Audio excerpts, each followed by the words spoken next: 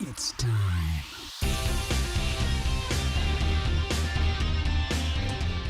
Fucking Santi, Espinosa, welcome to the goddamn Pantelis podcast, quarantine edition. I'm surprised. I thought you were gonna get stuck because you're in Montreal, right? Yeah, well, I'm in Naperville. I don't even know what the I'm fuck. not. I'm not even Naperville. That's like far from. No, it's not really far from Montreal. It's like 45 minutes. So, Stuck because here on the way back yeah. to New York, or were you planning on spending quarantine here? So this is what happened. It was everything happened so fast. Like it's crazy how it was just like. I mean, I don't even know how to explain it, but 2 weeks ago, I had a bunch of shows lined up, and I was excited. My wife was coming to Montreal because she's taking classes at Concordia. So she's like, okay, I'm going Thursday. And like this whole COVID-19 thing was going on. And she's like, I wonder if I'm going to have any trouble at the border. Yeah. And I'm like, you should be fine. And then so she flew on Thursday. I'll give you the actual date so that we have a timeline here. She flew on Thursday the 12th, and it was no big deal.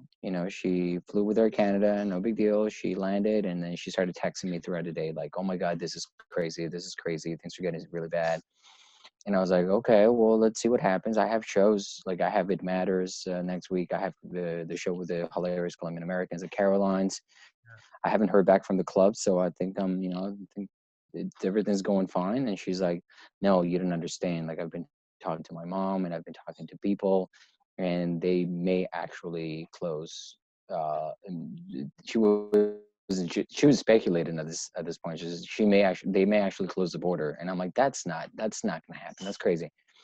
So on Thursday, I just got so many text messages from her and like other friends, just like, "Hey, dude, you think that we need to cancel our shows because this is, I hear people, going out of New York, like it was like this like daily flow of information that I was like, what is going on?"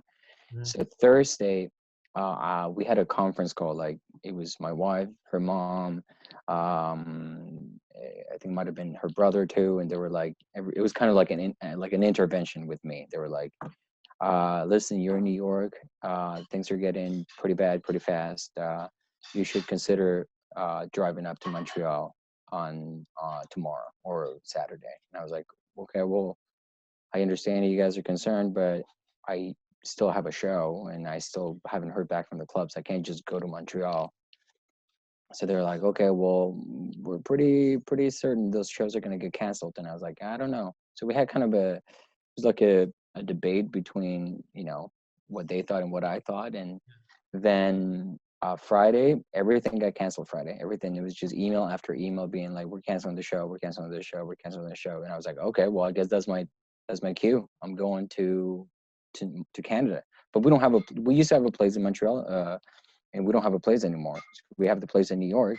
So I drove, and I came here expecting to be here for 2 weeks. I was like, well, I'll be here for like whatever. So I brought just one bag.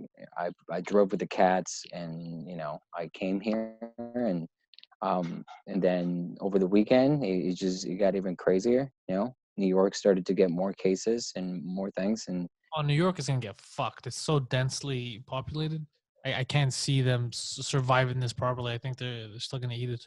yeah. And the problem is, dude, when I was there that week, people were taking the subway no problem. Like it was packed. Like the 7 train was packed at all times. If one person had the coronavirus, everybody on the subway had the coronavirus. Yeah, I think that's what they were saying. Like even in England now, Oh people. yeah, London is also fucked. Yeah, people. You saw. I don't know if you saw the videos of people in the tube, the subway, just stuck Yeah, on each other. All the mayor did was he reduced the number of trains. yeah, So that doesn't help because he's like, if I reduce the number, less people will go. But the same amount of people are going, just that there's less room for them. yeah, yeah, exactly. And I think that what ended up like this is so like the problem is so basic. Like, is what it really is a health crisis. Like, China started having this like kind of like uh panic attack of like, oh shit, people are dying because of this new thing that we don't know what it is. And China, they're a communist country, and when they say we're going to do this, they do it, right? So they were like, okay, we're going to close the economy for 2 months. No one comes out, no one comes in. Fuck it. We don't care. We just want to make sure that no one dies. China closed the. No one really was paying attention to this. Like if you were reading the headlines from the New York Times and like the newspapers here in the West, people were like, oh, China has a coronavirus problem, but it's gonna be fine. China was like on top of that stuff, and they pretty much like the policy makers kind of just said, listen, nobody comes out. And the Chinese economy, the data was horrific in February. Like industrial production, all those things were like really messed up. And then everybody in New York was like, okay, well, that's China. It's not going to happen here. Then Italy got it. And then they told Italians, like, Chinese and South Korea was actually also doing the same thing as China. They told Italy, being like, hey, you guys got a cruise ship that has X amount of people with this, and you got to, self quarantine, and you don't go out. Like they were giving them the step by step of how to overcome it. And the Italians were like, bro, we don't care. It doesn't matter. It's just a flu. And everybody got it. It was just, the contagion was brutal. Fuck. And so Italy has, the thing about Italy too is that Italy has, the demographics in Italy there are a lot of older people, over 50, over 60. So the oldest population on the planet, right? Yeah. So everybody was just oblivious to the reality of the virus, and the more older people get it, the more the death rate's going to go up, right? It's just, it is what it is. It's a virus that if you're over a certain age, or if you have a weak immune system, it actually, it's, the death rate is, I don't know the percentage, but it seems to be pretty high. So Italy got fucked. Then Italy gave it to France and Spain. So Sugar Sammy, I did Caroline's with Sammy and Massimo like 3 weeks ago. And we were joking about it, and then Sammy had to go back to France. And Sammy was on his Twitter, like he also told me afterwards, they started canceling the meetups that after he headlines the show, he normally meets with the fans, and he signs autographs or whatever. He said, like, because it got so aggressive by that week in France, they canceled the meetings after the show, like the meetups. They're like, yeah, we're not doing that because this is getting crazy. Then France was pretty much Italy. And then, but the French people were like, oh, look at, this is pretty serious. So they shut down all the businesses. They shut down all non-essential, businesses. And then Spain followed after that. So what does it have to do with Santi Espinosa, bro? This is about you. This is not about the coronavirus. We all know. Recap of the goddamn corona spread. What I want to know what Santi Espinosa is up to right now. Bro, what is the plan? What are you're stuck? That's why I'm becoming like a conspiracy theorist now. Like that's all I do. I read. Not a fake virus. It's a real thing. Yeah. What's going on with me, man, is the things that right now I'm so confused because my life shifted in a matter of 2 weeks. Everything in my life shifted because I've been in New York for 7 years. I've been doing stand-up consistently in New York for, like, getting spots every night, like doing 2-3 spots for 2 years, where I'm like always out, always doing comedy. And that changed overnight. Like, that's gone. My life is gone. Different now. I know mine too. It's fucking weird. But do you think we're gonna bounce back from this? Everything's gonna go back to normal? I feel like it's never gonna go back to regular normal for a while.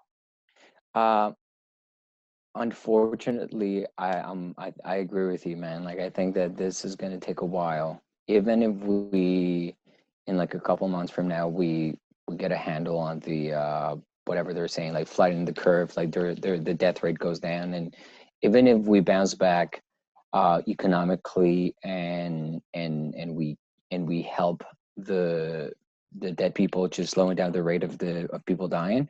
Even if we do that, I think psychologically, this is going to have a massive effect on concerts, on comedy. Like, a lot of people feel that they're not safe if they're in a space with over 20 people. Yeah, it's going to take who are those 20 people, sir? That's a big question, right? Because there's a lot of people now that don't feel safe when there's 20 people around them if they're of a certain ethnicity. You can't. That's how people are. People are scared of nonsense. But no, Right. I was thinking about that. Just my dates. Even I have like May. I'm like, even May is going to get canceled because even if they lift this ban by then, which I don't think they will, but let's say they do, people aren't going to feel good going out yet. Yeah, I think that it's gonna be a year before we even get back to a Something. sense of normality. And that's being like, I mean, we can go back to doing shows and doing stand up in like 3-4 months from now, but I think that it's not going to be the same. It's just going to be weird because it's going to be less people. And even if we get back to it, everybody's going to be thinking of like, oh, maybe this person has a coronavirus. Like, it's hard to predict what's going to happen, but I think that live events have been they're the biggest casualty of this. Live events. Yeah, Yeah. like all the people that go on tour, like all those people that make their living doing that, like road comics are fucked. I think of I know people that they pay their rent and everything doing stand up on the road. They won't be able to do that for the next year. I mean, you have it double bad right now because not only are you losing gigs, but you're not even at home. You're stuck in another city. You're stuck at your in-laws. It's at least I get to be home. Yeah, that's to me that's been the biggest. Dude, I was so depressed on Sunday because I mean, I love my in-laws. They're amazing people. I love being with my wife. It's it's not like in the big scheme of things, I'm actually very fortunate. But I'm so out of my element. Like I'm in the country. I'm in a place where I don't have proper internet. Like the speed of the like we have okay internet for Naperville, but and when everybody's at home, they're all using it. So if I'm doing something, I'm shorthanded and it's not the same, and I can't really like you have to have a car, so you have to drive all the time, and driving is also another pain in the ass. And What about so it's you brought your cats with you? You said. and I have the cats with it's a big home, so the cats are actually super happy. That's like they're actually catching mice. They're actually having a really good time. How many are they? We have two cats, Okay. and they've actually one of them's already killed one mouse, and the other one got one mouse last night. Woke me up at 5, brought it to the bed, being like, "Look at this! It's a mouse." And I was like, "What?" And it was live. It was moving. So I was like, "What the like?" That's the kind of life I'm living right now. Waking up at 5 by a cat with a almost like half dead. At least the cats are getting to work. Yeah, the cats are the biggest. They're the ones having a blast right now. I'm very confused, dude. I really not being home and not knowing when I'm going to be able to go back to New York. It really makes me anxious. Fuck, I must. What about the borders? What's the deal now? The borders still closed for non-essential travel, right? Yeah, so in theory we could go back because we have green cards, so we could go back whenever because our home is in New York. Yeah. But no one like I've spoken to many people. Even like Sammy, like we were on the podcast a couple nights ago, which by the way we started a podcast. It's Sammy, Sid, and Ali. We started doing this quarantine podcast. We were just Yeah, I liked it. yeah. So I was kind of like saying like on the podcast, is like, what if I drove to New York tomorrow? Like, what would be the worst case? They would stop you at the border. And Sammy was like, even if you get through, it's not worth it going to New York right now. Like you're gonna have to let this be for at least 2 months. I see. Here's the thing. I don't know what's true and what's not because you see how you said you're worried about becoming a conspiracy theorist. Yeah. So I'm trying. I mean, look, there's conspiracies. I'll tell you, this is a real virus. That's not a conspiracy. This is all real. No. However, the conspiracy that I think is happening is that the governments are going to take advantage of this crisis to push shit that they would never be allowed to push. Like Trudeau, I don't know if they passed it this morning, but he's trying to pass a bill that will basically give him an ultimate power to spend and tax. Oh yeah.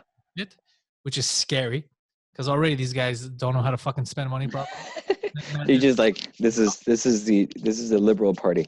Yeah, and Easy then we money. tax free because this guy doesn't have. He's not a strong leader. Doesn't have the balls to tell the Chinese government, "You guys fucked us. Give Yeah, us the no. money." He doesn't have the balls, so we're gonna eat it. And so that's my conspiracy is the fact that they're gonna use it. Now, in terms of the severity, I don't even know anymore because I'm nervous about it. I'm trying to take care as much as I can. But then I hear friends of mine who are in New York right now, and it's like nothing's happening. They're living their regular lives. Yeah, And if you look at reports, they'd make you think that New York is a raccoon city. I agree with you. I don't. This is where like I've had a lot of arguments with my in-laws and my wife is that they consume a lot of liberal media, right? And they consume a lot of the CNN and all those headlines, and they're not entirely wrong. Like in terms of like the cases, that's all data that you can go and check, and it's true. It's how you actually take the data and you apply it to actionable like that, like actual cases. Yeah. Like like I agree with you. Like it's not a conspiracy theory to know that governments are doing crazy things that they wouldn't normally do under normal circumstances. Meaning, if like the U.S. passed today a 2 trillion fiscal stimulus package, two Yes. trillion, Yes. like that is a lot of money that, for granted, they need it because there's people losing their jobs, but that doesn't really solve the problem. The problem is it's a health crisis. They just need to stop what they're doing for a month or two, like China did, and then go back normal. $1 trillion for spending, it really is not going to change anything. You have to do other things. But the point is, like, governments are definitely passing bills and things that normally they wouldn't. Like, they're like, okay, well, this is just more money to spend. Yeah. I'm Um, about that too, especially here. yeah, and I think that the media also, because CNN and like all the news outlets, they want to talk about whatever's topical, whatever creates headlines, or whatever creates traffic. Trump is no longer that. Yeah. Kobe Bryant is it's no longer that. It's COVID-19. Yeah. Oh, So that's they'll do yeah. Yeah, they'll do whatever it takes to get people clicking and tuning in and like, oh my God, more people dead. Like they love that. They love the idea of scaring people. The truth is that they don't really talk about the data in terms of, like, if you take all the timeline of the COVID-19, they should be more objective in the way that they're showing it to people. Like, oh, look at this for success cases. There's cases where things have actually, the recovery rate in China and South Korea, it's nearly 95%. 95% of people have recovered. I trust South Korea. I don't even trust the numbers from China. I don't trust any Chinese. China, yeah, put a China on, like, on a different, because they gave the virus and then they created TikTok and then they're like, you guys figure it out. Um, so South Korea, though, it's a legitimate source of data because it's not that big of a country and they're like, they're almost a developed economy. Yeah. So South Korea is actually, they did what they had to do, which was like stop activity, get people home, How and long? 2, 3 and weeks. yeah, and then the daily cases are almost non-existent in South Korea. Like, no, there's no new daily cases of coronavirus. But you also have to remember that here, let's say for 3 weeks we go on complete lockdown. Okay. Yeah, In those cases, the second the borders open and planes start coming in, we're fucked again. Because yeah, the you problem, start getting it again. we're big countries, Canada, the US, we get everyone in here. So the second the borders are open, then you're going to get flights from China, from the UK, from all around Europe. And then you're just going to start it all over again. So I can understand us closing off for 2, 3 weeks, but then we'd have to keep the borders closed while we live our normal lives. It's true, man, and that's the next phase. You're right, because the moment that you open the borders again to China or to whatever, it doesn't have to be China, but any country that I mean, even the US, Italy, so yeah. many. Well, New York has, dude, New York City has 15,000 cases. That's like 10 times the cases that we have in Canada. Fuck. Just New York City. New York State has like 25,000. That's New York City has 6% of all the active cases of coronavirus in the globe. that's Like that, scary when you think about it. that's crazy. And I hear the same thing from people. Like, all my friends are in New York, and I talk to them and I text, hey, how you guys doing? What's going on? It's like, dude, everybody's at home. It's pretty crazy, but to be honest, we don't really see anyone dying. right? So it's kind of like they're telling you to be home, but they don't really. So they're kind of like figuring out like what's true and what's not true. And the truth of the matter is, we're doing this not because if you get it or I get it, we're not going to die from it. Yeah, that's what I hear. So it's not really you and I. We're not the problem. We're not in that risk zone that people talk about. Like we're in, we're young people. We're, we live normal lives, and it's people that are older than 60, or people that have had cancer or compromised immune systems. Like those are the people that if they get it, they won't be able to fight it. I mean, I went this morning to pass by the studio so I could pick up an extra camera. Like I said, I had to downgrade so that I could reduce the lag. And my buddy Harry was there. He's a day trader. He works for himself. He just trades, and these past couple of weeks have been a nightmare. Yeah. And I asked him, what do you think right now? We're talking. He told me something that I thought of too. He's like, I think I got it. Like, I think he had, before this whole thing happened, he got really sick, like a bad flu. Yeah. And it took him a while to recover. And he's a strong guy. He does like mixed martial arts, and he takes care of himself. And so it took him a while to get back, but then he got back. It was like a crazy flu that he's never experienced before. And he's like, I don't know. In all honesty, he's like, because what I felt, what I had, I never had that before in my life. He goes, and it was the roughest. And then as soon as he was healing, that's when all this shit started to happen. And he got back into he got back into the game as soon as it was announced. So I felt like he had early. I know another woman that lives on my mom's street who I'm 100% sure had coronavirus, and nobody knew since the end of January, because she was flying back from Greece in a plane filled with people from China. Oh yeah, she has it. And she got back and said that she thought she was going to die. She had like the worst flu ever for over a month. And then she gave it to her husband. This guy started having breathing problems, and the hospital wouldn't take him. It was crazy shit. And all this happened weeks or a month over when it was announced. So I guess people here just didn't know what it was. So you'd go, you'd have respiratory problems. They'd be like, oh, you probably have pneumonia. You have the flu with your head. And doctors weren't aware yet that, oh, shit, it's COVID-19. So I think a lot of people had it here without us knowing. And then now we're adding the fear to it. Yes, I agree with that. That's what I think is going on.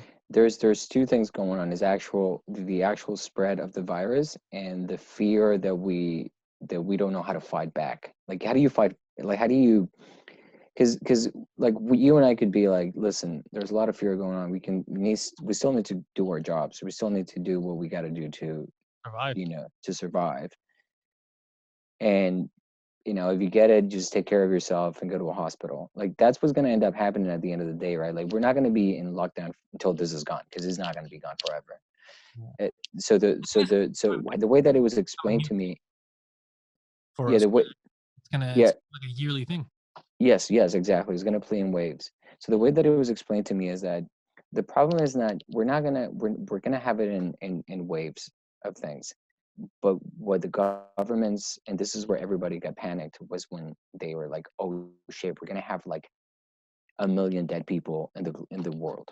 Like 1 million people are gonna die, like the Spanish flu in the early in the century.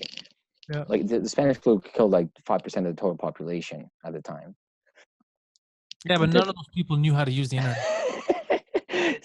So the difference today is that we're so interconnected that whatever happens in Italy, we know. Whatever happens in Portugal, we know. And now everybody's been like, oh shit, yeah, if you don't want your boomers to die, if you don't want the older people to die, you need to quarantine and really be careful. And and that's what we're doing, and that's where everybody's trying to figure out like what's the next step. And that's why like people like Trump's a freaking idiot. But what he's trying to do, because he's panicking about the economy, so he's saying like, well, let's go back to normal as soon as we can.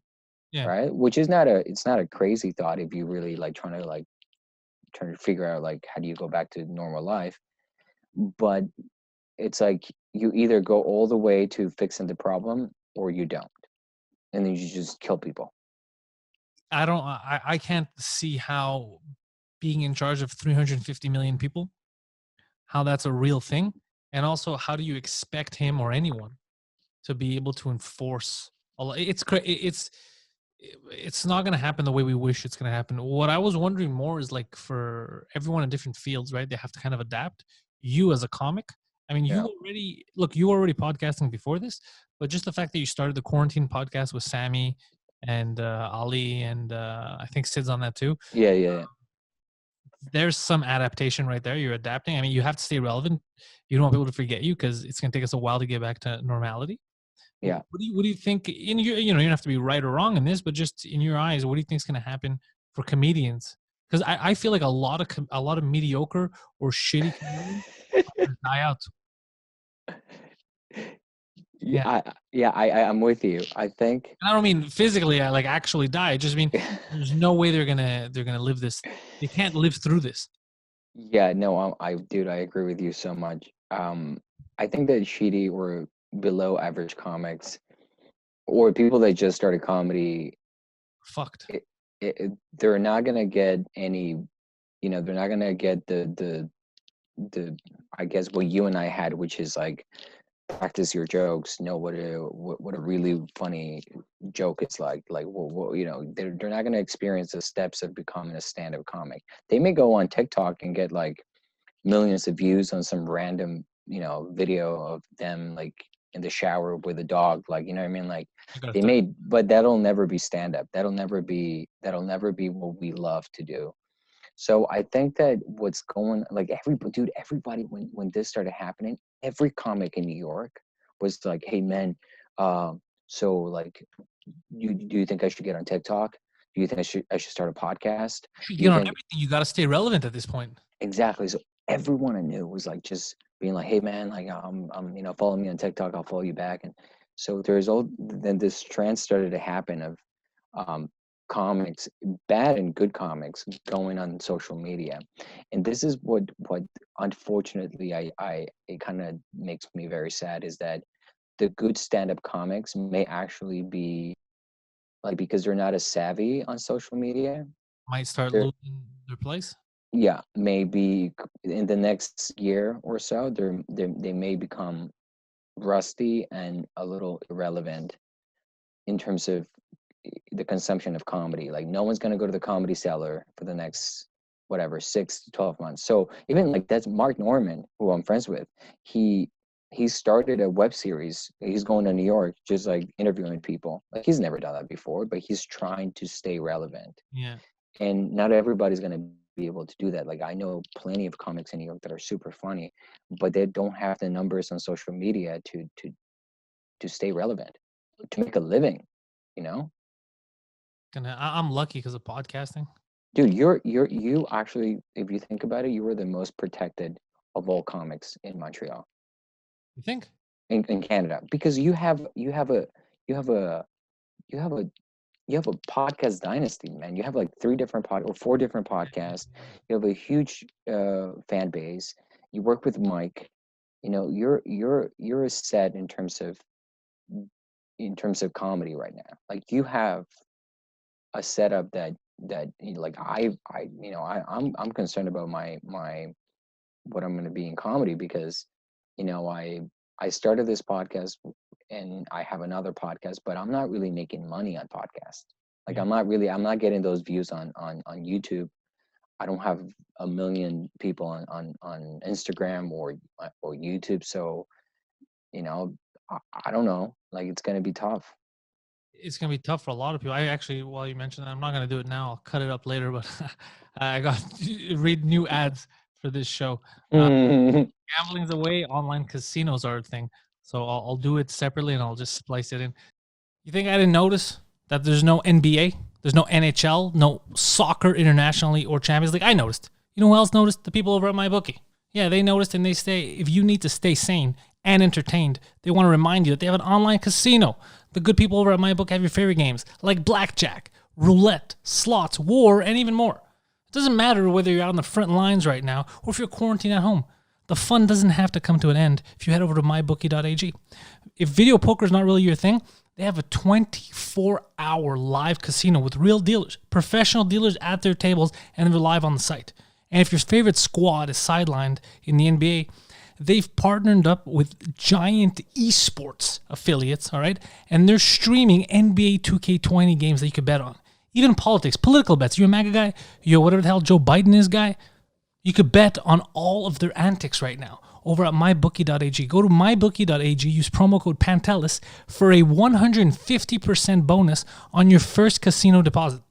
That's promo code Pantelis to receive 150% cash bonus on your first deposit, and you can claim those extra funds up to $750. Promo code Pantelis to activate the offer. That's promo code Pantelis, mybookie.ag. You spin, you win, you get paid. So you see how people pivot. So these guys, they did sports booking, and now there's no fucking sports. So they're gonna do, well, basically online like casino, but also on simulated video games. Yeah. Oh yeah, dude. So everyone's adapting to this new fucking reality that we live in. It's so strange. It's very strange, but it also highlights how humans are so we adapt in as a matter like in weeks. You know, we kind of like we're like the first because the way that I see it is like the first couple of days or the first you're in shock. You don't know what to do, and then the next days or the next weeks you know you're kind of like, okay, either I kill myself or I start reinventing and becoming creative, right? And the people that transition into being creative and having, you know, the skill set to move on are the people that will be able to weather the COVID-19 hit way better than the people that are just like all those comics that were just like, oh, it's just stand up and that's just, I'm only doing stand up comedy, I only perform in front of, you know, a live audience. Yeah, social media is a fad. Yeah, all those people that were on, there's nothing wrong with thinking like that, but all those people that didn't believe in YouTube and Twitter and Instagram, they're gonna have to find a job at Uber Eats Fuck. as soon as possible in order to actually make rent or file for, like, 1 million Canadians filed for unemployment. Like that's a lot of people in Canada. That like this week where like I got like a tweet from someone being like, look at that, the unemployment rate in Canada is going to go to 20%.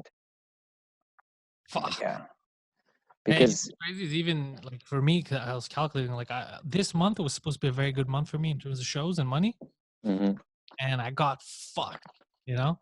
yeah, So shit, what do we do as comics? And I think it depends on how you're registered. I'm like an independent worker, like a CEO of my own company type of yeah, thing. So right now I'm not entitled, but I think next month the government says that even if you own your own company, you're allowed to claim something from, you know, the fact that you lost work because of this. But yeah, you know what bothers me, I'm even thinking of not doing it, is because that money's going to come from our taxes. yes, Don't feel like we should be paying for it, when I feel like the right move would be for the government to ask the government of China, do you know what I mean? to pay, yeah, yeah, yeah. To give But the, something, because normally that's what you do, right? Damages, reparations. You do this yeah, kind of. We know that they fucked it up. We know they silenced whistleblowers. We know that the reason why it got so big is because of their incompetence. yeah, So they should be paying for a lot, but no one has the balls because they control so much manufacturing. No one has the. dude. The problem is this is so political, right? Like I think China it's such a messed up system. Like the country itself is just so anti everything we believe in, right? Like and and I don't like there's good and bad people in China for sure, but politically you can't we're in such a globalized world now that if you make a statement like that, like, hey China, you have to pay for this, then it's such a, you know, like they're going to be like, well, it wasn't our fault, it's a globalized world, who you know, who's to say that this wasn't your people coming in here and, you know, buying, you know, the exquisite you know, tiger food, and this is actually might have been, yeah, it was in China, but there's no real like because I read somewhere that this whole virus started because of those wet markets in China. Like they have yeah, and they there's the menus don't make any sense. Like they're killing like tigers and they're killing like exotic animals Yeah, for the 1% of people in China, like people that have all the yeah, money. yeah. I heard. I saw And a documentary on YouTube about it. yeah, so this is not even like the regular Chinese folk, No, you that's why know. I'm saying, because I got mad at people who were beating up Chinese people. Yeah. Like, Oh yeah, yeah. I'm like, what are you doing beating up a random Chinese guy? Like, they have nothing to do. This isn't a virus that comes out of a person. That's not what we're arguing. We're arguing the fact that the virus happened and the government said, "Oh, this is going to look bad. So let's just get people to shut the fuck up." And then it spread. Where a real government would be like, whoa, what's going on here? Let's Yeah. stop this right now before it spreads. That's what bothers me. Not it's not the people's fucking fault. Exactly. And this is China politically, it's so complicated and so Right? messed up. The data I wouldn't what be like fucking Canadians. I'd be like, yo, the government had a chance and they silenced people if it happened here. Like, exactly. fuck And, the Canadian government. this is one of the cases where you would almost want every government, like the whole G7, Canada, the US, Italy, and everywhere, like everyone meeting and saying, let's just talk to China, man. Because this was not our fault. Let's Yeah. just all get together and have a conference and be like, hey, dude, if Based you're making everybody pay for the consequences of your stupidity, let's just close all the markets that are likely to do this. Like, there's got to be some actual on consequences. concessions. Yeah, but China, that's the problem with the communist regime. They don't care. They're gonna be like, fuck you, Canada. What is your fucking fruity leader gonna do? Get out of here. It's so That's true. why And you need a strong leader, but you need a strong leader that's also not a dummy. Because now it feels like there's no real leaders left. It's either yeah, a cartoon, you know, or someone who's just really, really soft and just going through the motions to get paid. exactly. It's you right now we're not in a, I don't know, it's a very strange time because you want your leaders to be assertive and to say, hey, let's just target the problem. The problem wasn't here. The problem was, there's something broken in the system that allowed this to go into all these different countries. Um, we don't have that right now, and I don't think we'll probably get it anytime soon.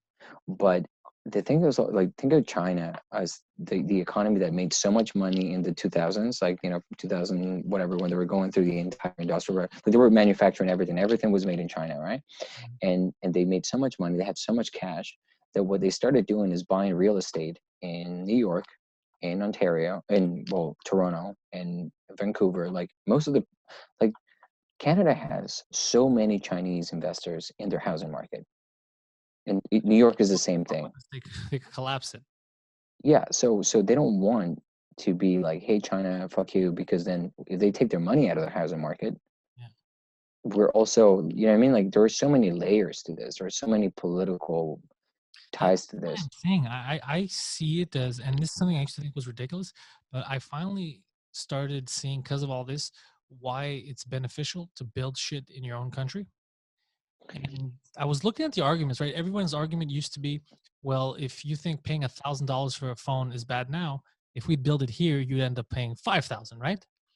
But Yeah, then I realized that that's not true. The only reason why that's even a theory is just because of the way we calculate success. Because in reality, the phone that's sold to you for 1,000, let's say, it didn't yeah, cost $980 from manufacturing to your hand, right? It cost yeah, 12 bucks, maybe 30 at sometimes, and they'll pay the people 10 cents. So you're saying that the extra of 60 bucks that you'd pay a person here, like the amount of hours they'd work on, let's say, or a yeah, couple of bucks. No, the difference is the profit margin. It's because they still want to have that huge profit margin, right? Of a couple of 1,000%. So yeah, reduce it. You still sell it at 1,000, but this time instead of you making $900 off a phone, maybe you'll make 700. You're yeah, still making money, but the way it's calculated here is if you make $9 million this year, and the next year you make $8 million, your shareholders see that as a fail. yeah, So yeah. you Because made the profits should always be going up. Yeah, exactly. That's the problem. I think the way we're calculating it is causing a lot of these. That's why people are always trying to make it on the cheap. When in reality, you could still make. God damn! If you tell me, look, you're going to make $400,000 this year, next year you're only going to make 200,000. But like, yeah, $600,000 in 2 years is how I would see it. Like, yeah, that's a great profit. yeah, But the way they make companies react now and the way shareholders are like, no, that's a fail. There's a problem here. So yeah. they're always looking to just, squeeze as much as they can. And that's where we get fucked. Because in reality, I do believe that they should bring manufacturing back. Just that we have to work on how the system works. Well, the thing is, and yeah, the protectionist, I guess, protectionist theory is actually for today makes way more sense than it ever did, right? Because if you manufacture things domestically, yeah, you'll pay more. Yes, it'll be more expensive to make because wages are higher here, because the cost of living in Canada and the United States is higher. So you have to pay people higher wages. So that puts up, pushes up the price of whatever you're selling. But if you have the if you have the autonomy to just do things domestically, so if you close the borders or if you limit exports and imports, then something like a health crisis, it's not that big of a deal because you're domestically sufficient and you don't have to rely on demand on supply from China or supply from Germany. So those things make sense. The problem is that it would have to take many steps backwards in order to achieve that again, because think about like Building these the factories here. yeah, because what we've done over the past 20 years is we have made it so that the economy is global. Yeah. And because capitalism, it's the main driver of companies, like Amazon it's the Amazon because of capitalism. Apple is Apple because of capitalism. And it's good because I do agree that capitalism is a good thing for to get things to be able to have an iPad, to be able to have an iPhone. Like, you need to compete. There's a competition that in order to make things better, you have to have someone that's like how do you become a better comic? Because someone's writing better jokes than you, so you have to compete. You have to kill To him. You have to kill them. You can also murder them. So I don't. It's like there are so many layers. It's so complicated because I think that just a little bit of protectionism is good, not a lot. I Yeah, I'm think with you. I think that a little bit of like, hey, if you see the economy of a province being murdered by an outlier, like something that's coming from Mexico or China, you should have policies internally to protect that industry. And I think that that's what many politicians have failed to do, which is, I mean, Trump got a lot of traction in Middle America in 2016 because he was talking to these people that were forgotten by everybody, right? Like people that have lost jobs making cars and doing all those things. So Trump is I the didn't first. realize then what I realize now. Like Yeah, then it just felt to me like, all right, he's just trying to preach to the choir, and of course they're going to agree with that. And then now when I see it, I go, wait a second. Not that he's smart or anything, just that there is something to be said about, look, man, the more you give that power of manufacturing away to someone else, yeah. the more you leave yourself open to a situation. Not It's just the health one here, but did you see with the masks? I think it was an American company that has they manufacture those masks in China. So they were getting a huge shipment in because doctors in North America were going to need them, and the yeah, Chinese stopped them and said, "No, these stay here now because we need them." Even though it's not their company, they go, "No, this yeah, was built here in China. These are ours now. We need them. We have a crisis." yeah, So that's scary when you think about, because technically you are manufacturing them, right? It's your company, but not yeah, really. You're building them somewhere else. If they decide to close it and keep it, that's what happened. So yeah. imagine that on a grander scale with something even more important. Medication. A lot of medication is made in China, Oh yeah, yeah, manufactured there. So things like that is kind of scary, and it's all to get things cheaper, not because they can't get done here, but just to keep the profit margin high. It's not even to make profit. I could understand if, look, there's no way we can make profits. All right, yeah, but it's not the case. It's because we got to keep our profits sky high. yeah, yeah. And fuck, And man, that and what's that's that? where yeah, and that's where we as humans, that's where we just run into problems, and that's where we have something like the coronavirus, right? Because the coronavirus is just a series of mistakes. It's just one mistake after another mistake. One bad Uh, soup. We're always one bad soup away from a downfall. yeah, literally, that's what it is. And it's like you remember like in 2008 when we had the financial crisis, like the banking problem in the U.S., and that like trickled down to everything. Like it started with mortgages, and then that like into the banks, and then from the banks went to I remember they blamed so Greece. that yeah. Yeah.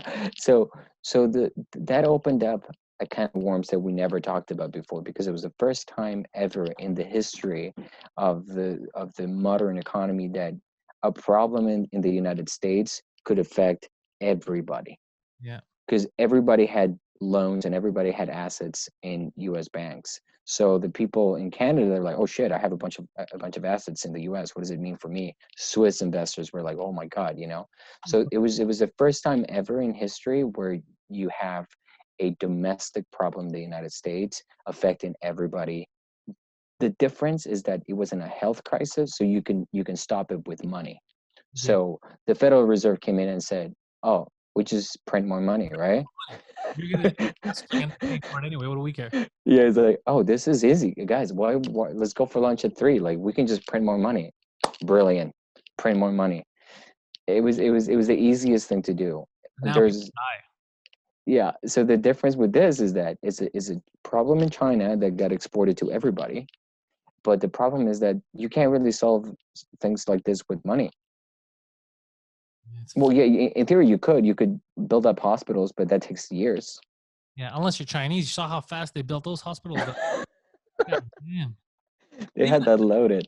it's yeah, they have a lot more people. But even at that, you're right. I don't even want there to be. Oh, the option is build more hospitals. No, no, we don't want people to be sick. But and again, I'm not saying that us the manufacturing in my head, it's not tied into we bring manufacturing here so we don't get sick. It's not that far fetched. It's more why not avoid taking future chances with our economy and our people's goods and also jobs wise it's getting I was thinking about this. You know how a lot of people are losing their jobs now because of Yeah. coronavirus. Okay, well the other problem that we face is automation. A lot Yeah. of jobs, like even when I was at the grocery store, so I go to the grocery, get grocery stores. Now my metro that I go to has like six or eight of those auto checkouts, and there's one person monitoring them, let's say, right? So that's 6 7 jobs that are gone.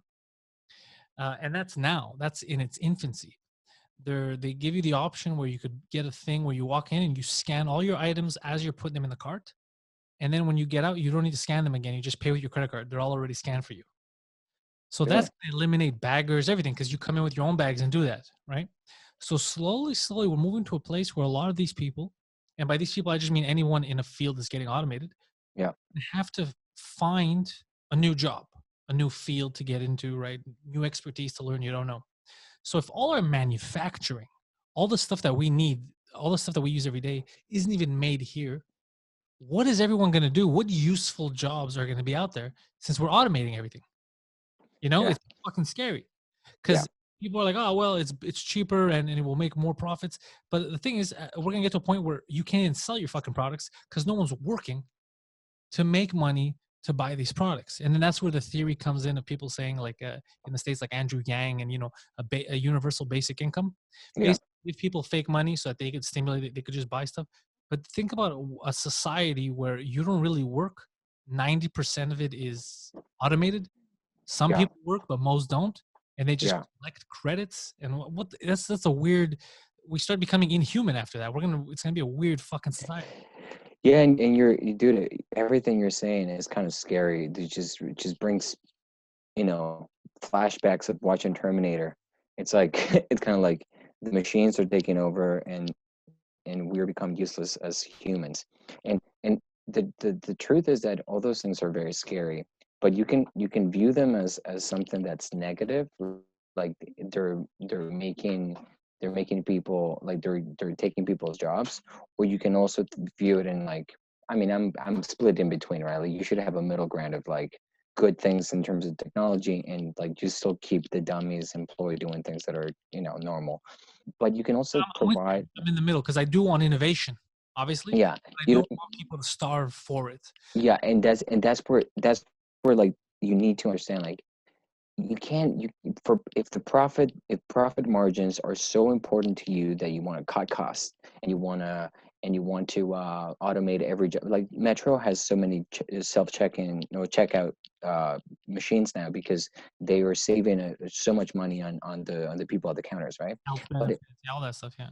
Yeah, but instead of giving those jobs away, or like just eliminating the jobs, why don't you hire the people that were like doing the bags and doing all that stuff to do something else for your company? So you're always moving forward.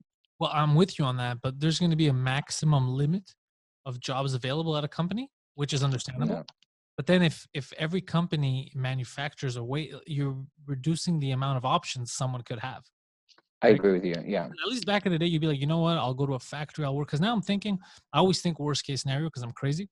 So I was thinking, imagine comedy, podcasting, everything ends now. Podcasting, the government gets too much power, and they yeah, stop.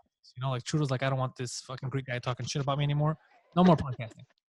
Stand up, you're not allowed to be with a lot of people in a room. You can't do stand up comedy legally either anymore. So then I got to find new work, right? I could Yeah. either go back to what I used to do, get back into video games, into like mobile apps and stuff like that. Yeah. Or if I want to do my hands, that would be basically it, like maybe like a plumber or something like that. That would be my options because everything else is dying out. What else am I gonna do? I can't go at a factory. Yeah. No, Even that Ford the stopped making cars. They said we're gonna have like 3 cars in their lineup in the next couple of years. They're reducing their whole fleet. Uh, yeah. So the thing is that dude, everything you're saying, like I always have all those thoughts in my head every day, and the interesting thing is scary at the same time. Amazon has taken over the US. I don't know how it is in Canada, but Amazon, you can literally order anything and it'll be delivered to you within minutes. That's Like it's well, not minutes, that's exaggerated. But if you're like a prime person, like there's not just prime, it's like super prime. Like, Super Prime. I got Prime here. I I think. can order, yeah, but it's like next level prime, but like you order something and they give it to you in like 6 hours. Well, we're Like doing. all those jobs My link showed up in a day, so I was able to connect it. there you go. So Amazon has given, like, if you look at I don't know how to even get the numbers, but like the employ people, Amazon has given so many jobs to the U.S. economy and the U.S. market, that if you see the jobs created by Amazon compared to any other job that you've lost on like other industries, Amazon has like, I'm gonna throw a number. I don't know if this is true or accurate, but I wouldn't be surprised if people have started working at Amazon and they were making more money than they were making at the job they were doing before. Like the delivery guy that drives the truck for the Amazon Prime, Super Prime, he's probably making 6 figures in New York. I could believe that. I could see that. And you know what? There's a prime example of what I was telling you before. You could, especially if you're moving product, you could pay people a lot, still make a shit ton of money, and not have fucking drones from China deliver it. It's actual people here. Yeah, yeah, I agree, man. There's got to be a balance. We got to have a balance in the way we're going, because this is just like a reality check for everybody. Like, think of how many people are going insane at home right now because they have no. So many podcasts out, me and Mike, because we know we had a discussion about this. We're even gonna have another 2 drink minimum this week. Normally it's one a week. We're gonna have Yeah, another on Friday, like at 4 p.m. Go live again, just because people are like, we're trying to think like, what can we do as comedians? You know how it is. You're on stage, you have that moment where you're relieving everyone's stress for a bit when everyone's laughing, and you yeah, find that happy. You're all in that beautiful moment together, and it's yeah. that power is kind of lost now, but at the same time, we can still entertain people through this. So I was like, yo, let's just give people shit to listen to and do and, exercise their mind a bit. Just think about other stuff than just their fucking 4 walls. Because there's only so much Netflix, only so many video games that you could play as a human. You still want to interact. You still want to hear other people talk. We're humans, Yeah. so it's fucking crazy. But that's the best we can do right now. Because I don't know when live shows are going to be a thing again, like being there physically. So we're doing the best we can with what we have available. You're doing everything right, man. I really like, I'm one of You're on Patreon. page, and yeah, I'm on Patreon, but I've never, like, I have a bunch of like downloads on my free lip sync page, Yeah. but and granted I've only done one episode after I was on Patreon, but because this whole thing started to happen and I just got too busy just moving and not having like a kind of like a base to do things. Because normally at home I have like 2 screens, I got everything, like I can do way more at home. Here I don't have proper internet, I don't have the A two plant. screens, I don't have the You have that things. fucking badass plant behind you. That's it. Exactly. That's all I got. That's my best friend. Um, so I stopped, but Patreon, like I see, and it's so cool to like, you're so consistent with your content, and it's really good content. Like you put out like several pieces every week, and even though I can't keep up with all the things that you're doing, like it makes me go like, oh man, like he's doing it right. Pantelis knows exactly what he's doing, and like it makes me kind of like happy to see someone that's like moving forward, because I've seen a lot of comics complain and just be at home drinking. Yeah, I know that. Yeah. And they're like, fuck, I've been wasted for the past 3 days. But then I see comics like you that you might be drinking too, but you're doing exponentially more work than anyone I know. I'm And that's what sober. I think that helps. yes. Yeah, drinking makes you go a little crazy. But I see that your work ethic and it's remarkable. I was gonna ask you, what happened to the Bell Center thing with Mike, the Susakudan? Yeah, so we don't know yet. I mean, that's still tickets are still on sale. Obviously, they slowed down because people are scared to buy tickets now. We Yeah, don't know what the announcements are. It's still a little early. They're saying for July. Now, yeah, worst case scenario, it gets postponed by a year. yeah, It would have to be the next July, which it's not the end of the world. I mean, it would kind of suck because we had plans and we're supposed to do a 2 drink minimum at the Olympic Stadium also. So it would have been one day at the Bell Center and then at the Olympic Stadium, uh, oh man, which would have been insane because there's a room on, you know where that tail is at the Olympic Stadium? yes, Go up, there's a room there, 200-seater up there, and you could see the whole city. We're gonna do 2 drink minimum there. So it's gonna be Suzukut at the Bell Center and then 2 drink minimum at the Olympic Stadium. It would have been just a fun gimmick for us during the festival. yeah, So we had a lot of plans. We have a lot of plans. Plus, my tour was ongoing now, and I started doing it in French too. So I was just setting up to do like a lot of big French stuff over the summer, and I want to finally record my hour in English, get it yeah, recorded, maybe put it up, and then focus on something new. But everything's kind of got torpedoed now. yeah, That's why I'm like, oh, what the fuck do I do? I'll produce more content as much as I can now, and then when people start coming out of their shells, like I could team up with my buddy Phil Poseidon, and then actually film sketches or something, put those online, still yeah. get stuff out, and hope for the best in terms of my shows. But I can't see live shows happening for a while. People are nervous. What do you think is gonna happen to Just for Laughs? Because we talked about it on the podcast, Yeah, and we're like, we don't. They haven't said anything, but it's looking pretty tough to have it. now it'll be difficult. So let's say everything moves forward, and in June they say gatherings are fine in Montreal. I mean, Just for Laughs is international. People fly in from everywhere. So Yeah, are you waiting for something? I don't know. It's fucking crazy. And then let's say they don't, the whole festival would have to be canceled. Just for Laughs would actually miss a year. yeah, So unless you postpone it to the winter, but part of the Just for Laughs is the outside. So I don't know. I yeah, have no idea what they're thinking. I know that they have to wait though. They must wait till the government cancels it, because or else if they cancel it themselves, I think they're gonna get fucked because they can't get insurance money. But I think if the yeah. government declares a crisis and they have to cancel it, then at least they won't lose money. You're right. They'll- You're right. So, but what do you do? Do you postpone it? Because then you have the Toronto festival that's supposed to happen in the fall. Yeah.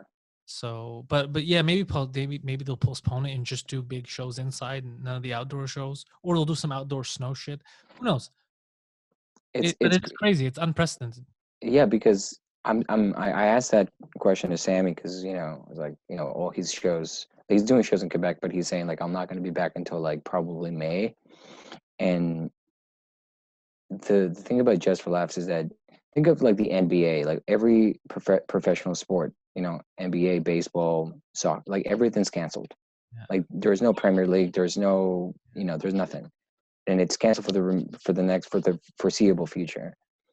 Like Just for Laughs, it's literally within that category of international event. The Olympics in Tokyo Just got moved to 2021. yeah. It's inevitable that they're going to have Euro to, moved a year. The European Championship of Soccer, the Euro 2020 is going to be yeah, 2021. everything got shifted. Yeah. So it's very likely that JFL will be either shifted for later this year or just there won't be one in 2020, and 2021 is going to be, it's like 2020 was just a lost year. You know what's weird about that is I feel so already I miss stand up. Yeah. I'm scared about being rusty. I'm practicing speech at least because I'm doing so many podcasts, but just stand up is different, and I It's miss it. very different, man. What about It's you? very, You spoken to your friends in New York? How like what's the dude, big? every person I've spoken to in New York, every comic is extremely anxious, and everyone's uncertain on how to move forward. And that's basically because they don't know what they're going to do, if they're going to stay in New York. Like there's a lot of people like Carmen Lynch, for instance, like She might leave. She, but she's not in New York right now and she's also like not certain of when this is gonna come back, right? So she left New York for the time being, and there's only a few of the people that that big comics that are in New York trying to do things. Um, but if the Comedy Cellar and New York Comedy Club and the Stand All closed. and they're all like New York Comedy Club, they're not having any shows for the next 3 months. I'm friends with everybody there. They're not getting paid. The club, they have to pay rent. Yeah, See what my I'm show. saying? Like, We're supposed to be there May 1st. 2 shows. That doesn't look like it's gonna happen. even if it happens, it's going to be hard to get people to go to the show. Yeah. See what I'm saying? Like, it's not just like that's what things like. It's not just like the government saying you can't do this. It's more like, Now it's psychological. how do people feel about going to a comedy show where there will be a gathering of people? There's a So risk.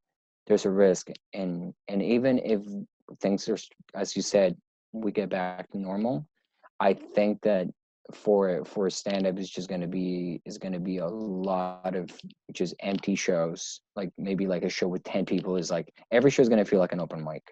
Yeah. Fuck. Well, with that bleakness, with that sadness, I have all your stuff in the description. But where are they gonna find you? Where do you want to direct people? So basically, right now, you definitely, I want everybody to go subscribe to the Quarantine Podcast. Okay. So it's Quarantine Podcast on YouTube. I'm gonna And add that to the description too. Just a link. thank you, dude. Yeah, so we're doing that, a couple times a week. It's Ali Mohammadi, Sid Kullar, and Sugar Sammy. We get together a couple times a week. We just like talk about like what's going on, daily events. We try to just do some jokes so that we're not totally out of the stand-up game, and we're keeping it. We're trying to stay relevant. So that's 100%. Like if you listen to this podcast, go to the Quarantine Podcast and subscribe. It is now in I also, the description. oh my man, thank you. Let me see. Oh yeah, you subscribe. Thank you, brother. And I also have another podcast called What's Going On. Yeah, I've been on that. It's a good fucking podcast. And you were one of the early people a couple of years ago now. And I've done over 100 episodes, and I'm trying to now figure out like how to do the podcast. Like maybe I'll just do it on Zoom and I'll record the audio and put it up. But I'm on What's Going On. You can find it on iTunes, SoundCloud, all the different platforms. And yeah, those two podcasts. If you want to hear my thoughts on this, go on that. There's not going to be any shows coming up anytime soon, so don't worry about it. But yeah, that's it, man. That's it. SantiEspinosa.com is where you're going to go. You're going to get all the links to Santi's social media.